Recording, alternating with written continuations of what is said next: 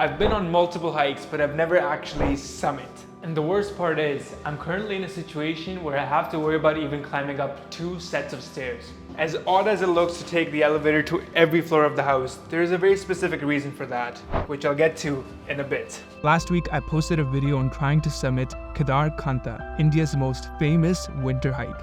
And when I set out to do this hike, it wasn't just for a fun little vacation. It was actually for redemption over the past 3 years. Living your life in any kind of pain could be the worst thing that could happen to any human. Being a medical student and a survivor of chronic pain, I've been through lots of ups and downs of facing joint pain. So when my back pain started, I tried every single possible thing that could relieve my pain, be it a warm bag to relax my muscle, or be it a specific position while sitting, standing, and even lying down. For example, a deep squat would help me get my work done without having back pain. But little did I know that squatting for many hours of the day would put a lot of strain on my knees. This really weakened my knees and started to cause knee pain. One joint problem led to another, and that put me in a dilemma, as the joint problems had started to stack up. After a couple of years of working hard at physio and treating my joints as much as possible, I set out a goal: to go on a hike, to test the strength and recovery that has been made so far. I figured there's no better way than to prepare for a trek and to summit for the first time ever. I immediately switched my workout plans to prepare for the intense journey ahead. Reaching the summit was going to be the ultimate test to redeem myself. Despite everything, I was worried about whether a summit will be possible or not for me. I tried to make sure to prepare myself and got knee bands and a trekking pole. These trekking poles are a lot helpful as well. I do think somehow this snow really helped, because each step seems like you're just stepping on a cushion, so it's not too rough on the knees. Of course, the knee pads are helping as well, I bet. I also made sure to layer up properly, as the cold would cause my joints to stiffen and also add to the pain. And it's getting a bit chilly now that the sun's gone.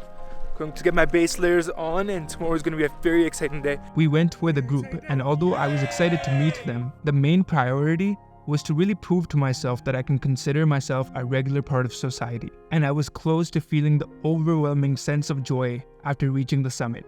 I was so close, yet so far. I mean, of course, we were hoping that we'll be able to summit, but we have no idea if we actually will. Despite our best efforts, the snow that had fallen was quite significant. Now, it was up to the group on whether we want to try to trek up or not. We had a split decision. The trek guides are saying there's no way we can summit. I think we are the ones that are really eager to go. We'll take a final vote. We'll see who kind of goes up, who doesn't. But it's just sad to see that it's so close, yet so far. Yeah, it just started snowing again here.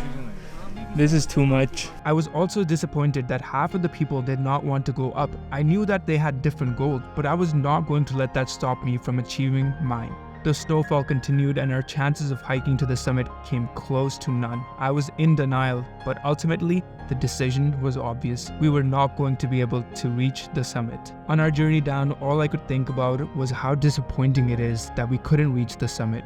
But in this frustration, I realized that the others were completely okay with leaving our adventure unfinished. I saw them having fun and making the most out of the heavy snowfall. To me, it did not make sense how they were all so happy, despite not having reached the summit. I tried hard to adopt their mentality, but really struggled. Little did I know that there were actually many lifelong takeaways I was about to take from this trip, and there were still some major things I would learn after reaching the bottom of the hike. As soon as we got down, the only thing I could think about was getting fresh and taking a shower. Soon after, we were surprised by a friend who got and made Born Vita for everyone. That's when I suggested we should all play Ludo, and we all sat together laughing and playing games. Watching everyone laugh and enjoy themselves, I realized that I had been taking this full challenge too seriously. In fact, I was having so much fun that I came to a realization that I needed to stop holding the sense of inadequacy regarding not being able to go to the summit. I think all in all, it was a really great trip. I'm just really happy that we tried our best to go to the summit.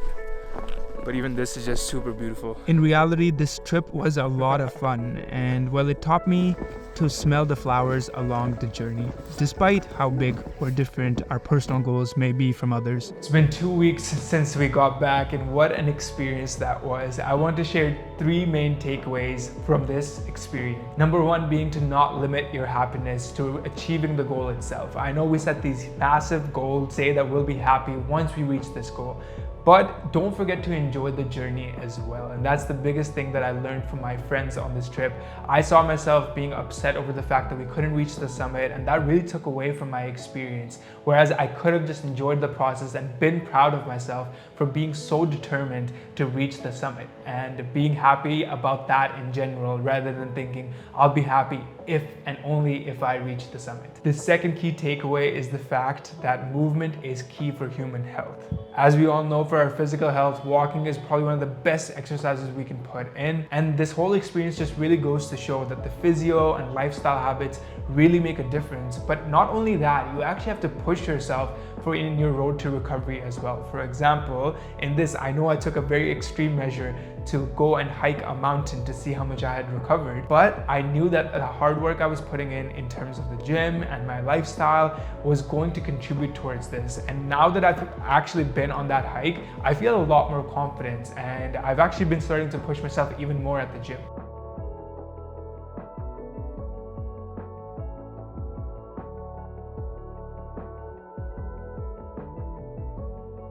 Leads to a lot of overthinking, and that actually contributes towards your pain in the long run. I know that the physical thing is easy for us to grasp, but the mental state of how we interpret situations is equally, if not more important. So in this situation, I was taking life too seriously, whereas I think we could all just take it easy on ourselves and make sure that we enjoy the journey as well, just like I mentioned in point number 1. So all in all, I guess my dream of reaching the summit will have to be saved for another day. But in the end, I'm just really happy to have sort of rediscovered my personality, because these 3 takeaways that I mentioned, I've actually learned these a long time ago when I was in university, but it seems like I had quite forgotten that due to my chronic pain journey. But to be honest, it's okay to relearn life lessons, because I mean, they're life lessons for a reason, right? These are things that you have to continuously get better at understanding throughout the course of your life. And what better way to do so than from this one experience that I shared with you guys. So hopefully you guys got to take a lot from this experience as well. Thank you so much for my fellow trekkers that taught me so much about life, and ultimately not just the trekkers but you guys as well, because I really appreciate the teachings you guys provide. So thank you so much for being a part of my life.